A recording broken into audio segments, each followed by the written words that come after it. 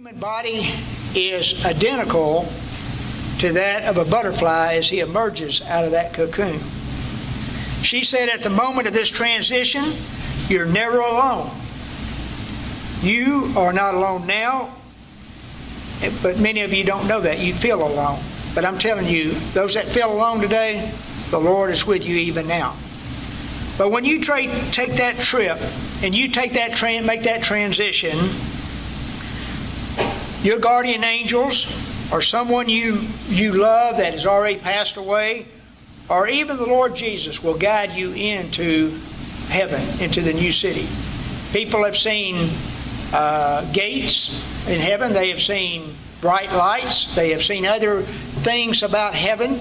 And every one of them has testified, even of this 20,000, that somebody was there to meet them, and they saw somebody up there that they had recognized, and they greeted them there.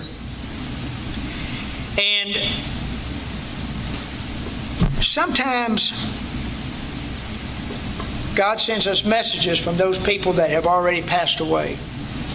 It might be in the form of a sign that you see in a cloud, or maybe you see some special, you hear something that reminds you of that person, or maybe it's a butterfly or a bird or something that reminds you of that loved one. I want to tell you a little story of a dear pastor friend of mine. Him and his wife served God in a tremendous way. His wife was a pianist at the church, soloist, and he was a soul winner, a great preacher, a loving person. And his wife got cancer, and they put her in hospice at their home.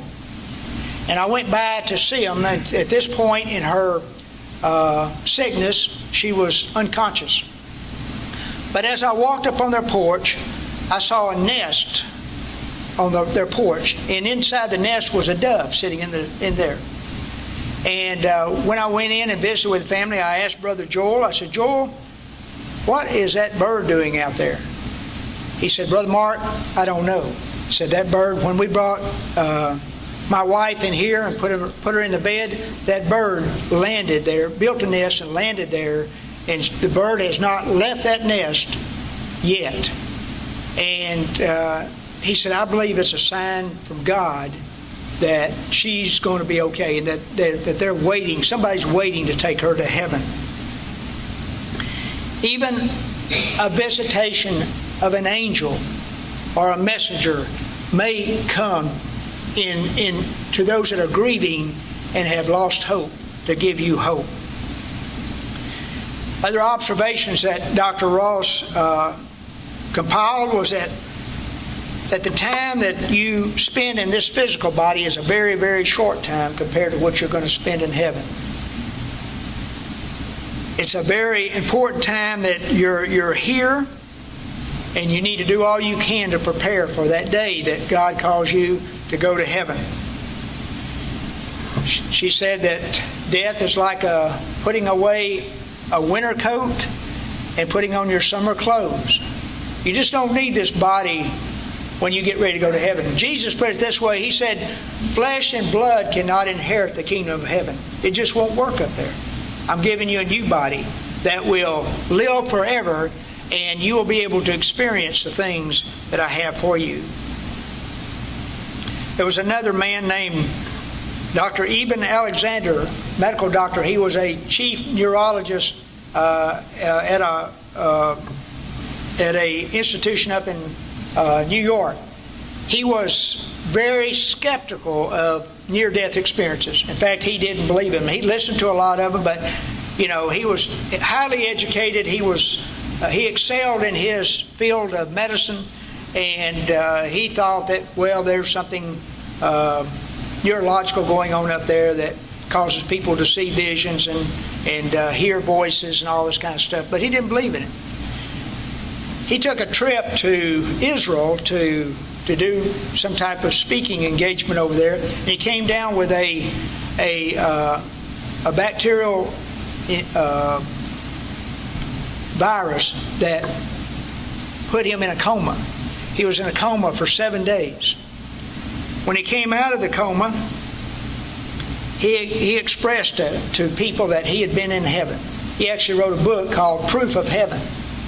He talked about how what was going on up there, at least with him, or what he had saw and what he experienced. He said, but I want to summarize it and tell you 3 things that you can count on when you get to heaven. One of them is that you are loved and cherished. You are unconditionally loved when you get to heaven. Nobody's going to talk to you about your past. Nobody's going to ask, why are you here? Somebody said, there's 3 surprises when you get to heaven. One of them is you're going to be surprised you got there. The second is you're going to see people there that you are surprised that's there. And you're going to look around and look for some people that you thought was going to be there but are not there. So don't ever think that you got it all figured out, because God knows who loves Him and who doesn't. But He said you are loved and cherished. Secondly, you have nothing to fear. There's no fear in heaven. There's no fear that you're going to have to leave, or that there's any reason to fear. And finally, there's nothing you can do wrong here. You cannot make a mistake, because God is with you. You have a one-to-one relationship with Him. Even though there's millions of people in heaven, you always have a direct line to have a conversation with Him.